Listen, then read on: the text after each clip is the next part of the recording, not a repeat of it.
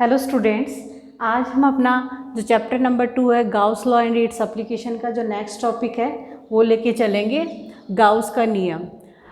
Gauss का नियम है, ये सबसे पहले हमें इम्पोर्टेंट इसकी ये ध्यान में रखना है कि ये सिर्फ किसके लिए होता है, स्थिर आवेशों के लिए होता है।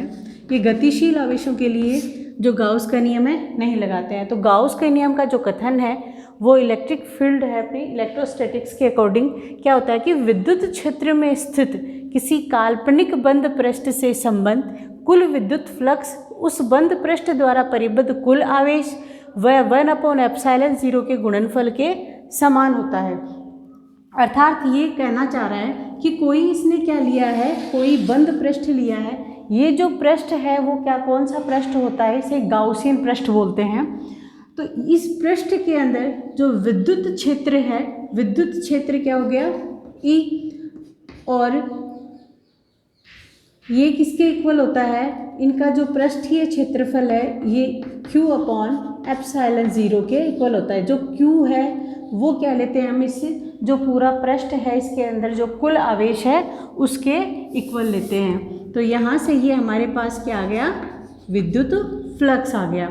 तो इसमें टोटल अगर निकालना होगा तो क्या निकालेंगे, टोटल फ्लक्स क्या होता है, जो किसी विद्युत क्षेत्र के पृष्ठ के लंबवत जो आने वाली विद्युत बल रेखाएं हैं वो क्या कहलाती हैं, विद्युत फ्लक्स।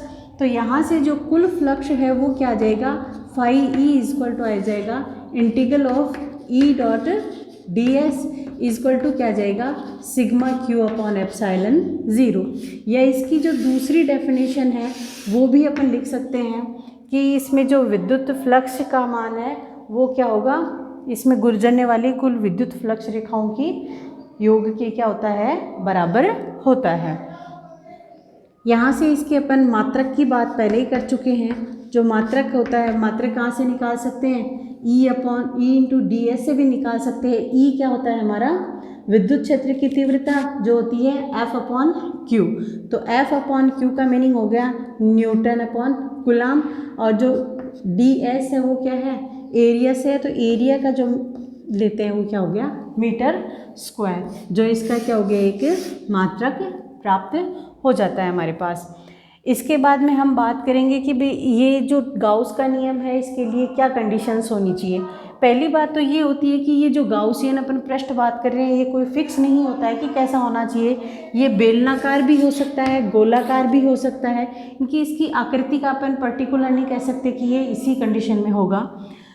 तो यहाँ जो ये इसकी जो अपने पास जो विद्युत फ्लक्स अपने को प्राप्त हो रहा है, ये फ्लक्स है वो इन आकृतियों के ऊपर भी निर्भर नहीं करता है। ये डिपेंड करता है उनके चार्ज के ऊपर डिपेंड करता है कि इनके अंदर जो चार्ज है वो कितना है, क्योंकि जो विद्युत फ्लक्स है उसका मान होता है हमारे पास σQ/ε0। तो स्थिर आवेशों के लिए ही गाउस का नियम वैलिड है, जिससे हम विद्युत फ्लक्स का मान ज्ञात करते हैं। इसके बाद में अगली बात आती है अपने पास इसमें कि भाई विद्युत जो कुल फ्लक्स होता है, कुल फ्लक्स कितना हो सकता है, पॉजिटिव भी हो सकता है और नेगेटिव भी हो सकता है। तो यहाँ बात इनके जो कुल विद्युत फ्लक्स के किसकी करेंगे अपन, अगर फ्लक्स की बात करते हैं कुल की, तो यहाँ जो फ्लक्स होगा पॉजिटिव फ्लक्स व नेगेटिव जो अपने पास फ्लक्स आया है उनके ये क्या होता है, कुल बीजगणितीय योग के क्या होता है, बराबर होता है। अगर किसी गाउसियन पृष्ठ की अपन बात कर रहे हैं उसके अंदर जो आवेश है या बाहर भी आवेश है, तो यहाँ जो विद्युत फ्लक्स का मान आएगा, तो अगर बाहर भी है तो यहाँ जो बाहर जो इस पृष्ठ गाउसियन पृष्ठ के बाहर जो विद्युत फ्लक्स है वो उसके ऊपर कोई इफेक्ट नहीं डालेगा कि यहाँ जो विद्युत फ्लक्स का मान है वो क्या रहेगा, अपना वो का वो ही रहेगा।